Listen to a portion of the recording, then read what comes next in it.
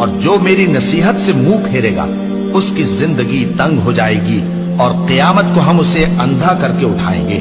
وہ کہے گا کہ میرے پروردگار تو نے مجھے اندھا کر کے کیوں اٹھایا؟ میں تو دیکھتا بھالتا تھا۔ اللہ فرمائے گا کہ ایسا ہی چاہیے تھا، تیرے پاس ہماری آیتیں آئیں تو تو نے ان کو بھلا دیا، اسی طرح آج ہم تجھ کو بھلا دیں گے۔ اور جو شخص حد سے نکل جائے اور اپنے پروردگار کی آیتوں پر ایمان نہ لائے، ہم اس کو ایسا ہی بدلہ دیتے ہیں، اور آخرت کا عذاب بہت سخت اور ہمیشہ باقی رہنے والا ہے۔ تو کیا یہ بات ان لوگوں کے لیے موجب ہدایت نہ ہوئی کہ ہم ان سے پہلے بہت سے فرقوں کو ہلاک کر چکے ہیں جن کے رہنے کے مقامات میں یہ چلتے پھرتے ہیں؟